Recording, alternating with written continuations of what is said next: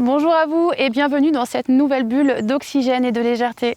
Alors aujourd'hui, je vous invite en plein cœur de la forêt profiter des puissantes énergies qui y circulent et à la rencontre tout simplement des arbres et du vivant. Et connaissez-vous aussi cette célèbre pratique au Japon que l'on appelle le Shirin-yoku, plus communément appelé chez nous bain de forêt ou sylvothérapie? C'est ce que je vous invite à découvrir dans notre sujet du jour.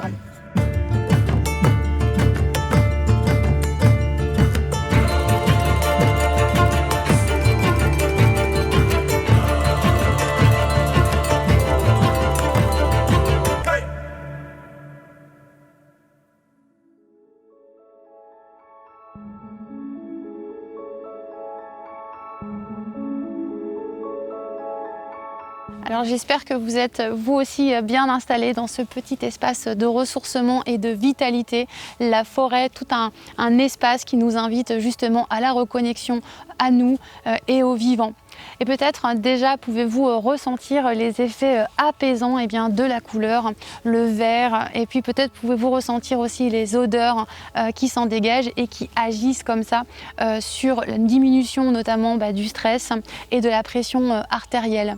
On voue beaucoup d'effets bienfaisants à la forêt, tant sur l'environnement que sur nous les humains, et notamment grâce à tous les messages olfactifs qui sont libérés continuellement par les arbres, tantôt pour attirer les pollinisateurs notamment, ce qui est le cas pour les arbres fruitiers, et puis tantôt aussi pour se défendre et se protéger contre les espèces nuisibles qui viendraient attaquer les arbres, et tantôt également pour assainir leur environnement grâce aux fameuses phytoncides, et ce qui agit justement sur notre système immunitaire, qui vient comme ça booster notre système immunitaire.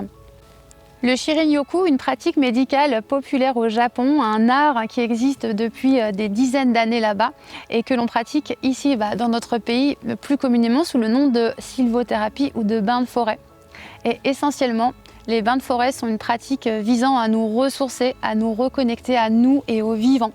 Cette médecine de la forêt nous invite à nous rapprocher de la nature, de son harmonie, afin de nous reconnecter à notre capacité innée à nous guérir. Tout l'art des bains de forêt consiste à se relier aux arbres et aux végétaux et à embrasser la nature par l'intermédiaire de nos sens.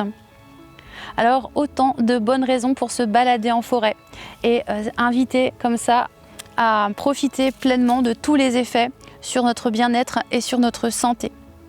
On peut aussi pratiquer quelques activités méditatives, éveil des sens, marche consciente, yoga, tai chi, faire des câlins aux arbres aussi, pourquoi pas, pour se connecter avec eux, et toute autre activité énergétique qui permette de se relier à la nature. Mais cet espace est aussi le lien propice à la création, un espace de pleine conscience, de pleine présence, un espace sacré.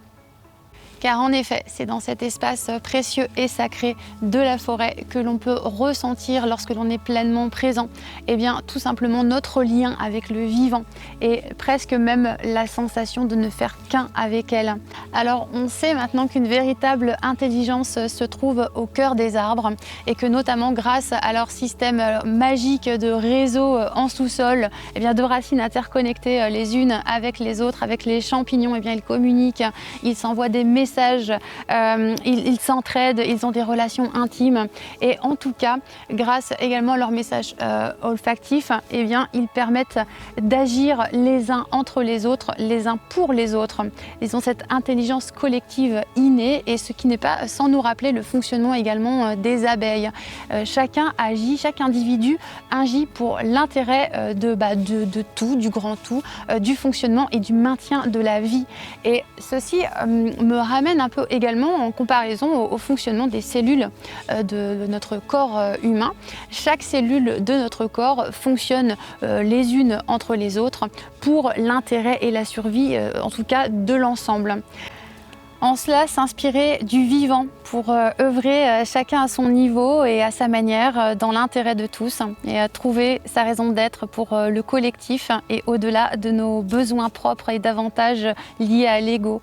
Voilà aussi ce que peut nous enseigner la forêt, en plus de tous les bienfaits pour la santé de notre corps physique.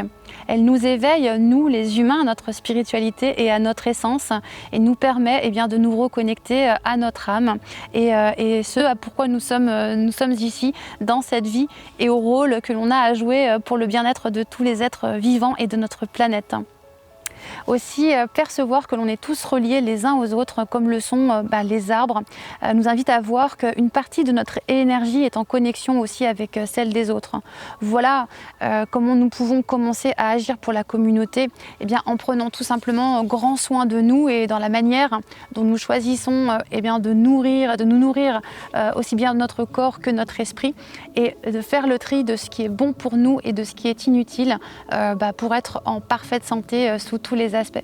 Voilà ce que je voulais partager tout simplement avec vous dans cet épisode sur les bains de forêt.